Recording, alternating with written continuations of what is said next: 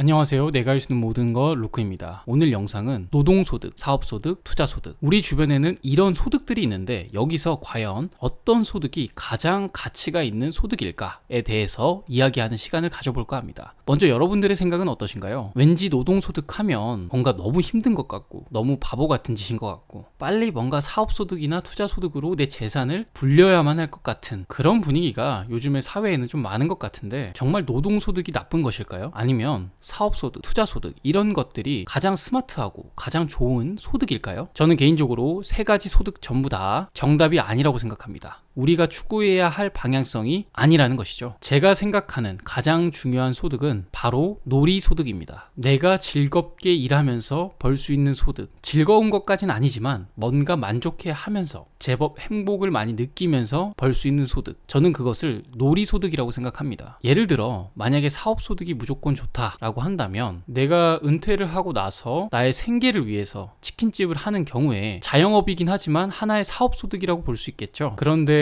아침부터 시작해서 밤늦게까지 내가 나의 사업장에 하루 종일 나가 있으면서 힘들게 일을 하고 그렇게 번 돈으로 월세, 전기세, 인건비, 재료비 등등을 지출하고 나서 한 달에 뭐 1,000만 원이 됐건 2,000만 원이 됐건 번다라고 한다면 과연 그 사업소득이 그렇게 나를 행복하게 할까요? 아니면 빨리 이렇게 힘든 걸 벗어나고 싶기 때문에 바싹 모아서 뭔가 그 돈으로 다른 걸 해야겠다라고 생각이 들까요? 결국 그 굴레도 저는 노동소득이랑 그렇게 다르지 않다라고 생각합니다. 대부분의 직장인들은 아마 자신의 현실을 만족하지 못하실 겁니다. 기본적으로는 직장 안에 있는 그런 여러 가지 답답한 문화들 혹은 사람 때문이겠죠. 불편한 상사. 어쨌든 그런 이유 때문에 우리는 노동소득에서 굉장히 스트레스를 많이 받지만 만약에 내가 사업을 한다고 해서 갑자기 행복해지는 게 아니라 그 사업도 내가 생계형인지 아닌지 내가 정말로 좋아서 하는 사업인지 아니면 단순히 돈을 벌기 위한 사업인지에 따라서 우리는 사업소득에서도 굉장히 스트레스를 많이 받을 수도 있고 심지어는 나의 경제력에 나의 가정에 굉장한 경제적 치명타를 입힐 수도 있죠. 투자도 마찬가지입니다. 돈을 벌면 좋겠지만 까딱 잘못해서 몇 억을 손해보게 되면 과연 투자소득이 매력이 있다라고 봐야 할까요? 제가 말씀드리고 싶은 요지는 우리가 추구해야 할 소득의 방향성이 단순히 노동, 사업, 투자 이런 소득이 아니라 내가 정말로 즐거울 수 있는 내가 할 만한 내가 재능이 있고 지속하고 싶은 그런 소득으로서 나의 인생의 기반을 잡아야 한다는 것입니다. 물론 저도 그 기반으로 한 번에 갈 수 없습니다. 아마 대부분의 사람들이 그 기반으로 한 번에 가실 수 없으실 겁니다. 특별한 재능이 없거나 환경적인 베이스가 없기 때문이겠죠. 어쨌든 핵심은 어떤 소득의 형태가 됐건 간에 우리가 왜 돈을 벌려고 하는지 생각을 해보면 단순히 돈이 많아서 좋다기보단 돈이라는 것은 내가 만족스러운 인생을 가깝게 최대한 가깝게 살기 위한 하나의 수단인 것 뿐이지 돈이 절대로 전부는 아니라는 얘기입니다. 돈은 수단에 불과합니다. 물론 돈 자체가 주는 값어치가 분명히 있습니다. 하지만 궁극적으로는 수단이라는 것이죠. 우리가 인생을 조금 더 행복하게 만족스럽게 살고 싶은 하나의 수단이죠. 그렇기 때문에 실제로 큰 소득이 필요한 게 아닙니다. 내가 놀이소득을 번다는 가정하에 그 놀이소득을 통해서 나의 최소한의 생계만 유지할 수 있어도 길게 보면 남들보다 훨씬 앞서 나가는 인생을 혹은 훨씬 만족스러운 인생을 살아갈 수 있을 것이라 생각합니다. 앞으로 우리 세대는 더욱이나 100세 시대라는 부분에서 자유롭지 못할 것이라고 생각을 하는데 그렇게 봤었을 때 우리가 은퇴를 하고 나서도 앞으로 30년, 40년을 더 살아야 한다는 것입니다.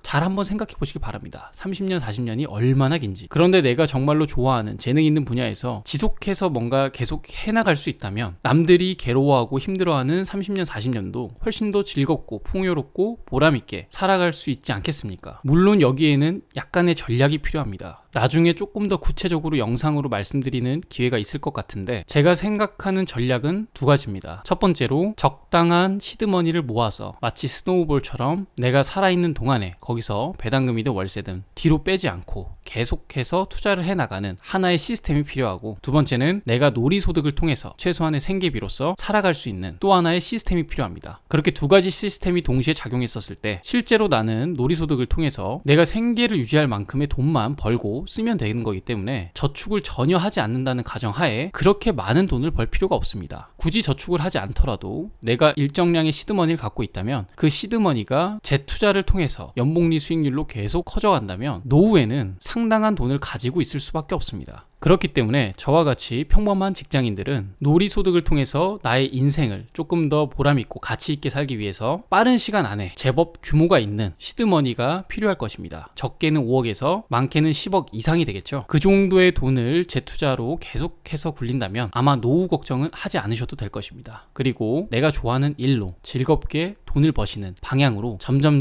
나아가시는 게 올바른 방향이라고 생각합니다. 단순히 내가 어떻게 하면 돈을 많이 벌 수 있을까 고민을 하는 것도 좋긴 하지만 내가 한평생을 봤었을 때 어떻게 하면 나의 경력이나 경험, 지혜들이 축적돼 가면서 나의 값어치를 나이가 들어서도 우상향할 수 있게 만들 수 있는 구조는 무엇일까? 이것을 고민하면서 내가 정말로 즐거워하는 일, 내가 재능이 있어 하는 일, 그런 쪽으로 방향을 조금씩 바꿀 수 있도록 그렇게 점점 더 노동소득, 사업소득이 아니라 놀이소득으로서 나의 인생을 풍요롭게 만들 수 있는 그런 시스템을 갖춰 나가시길 응원하겠습니다. 내가 할 수 있는 모든 것 루크였습니다. 좋아요, 구독 감사합니다. 다음 시간에 뵙겠습니다.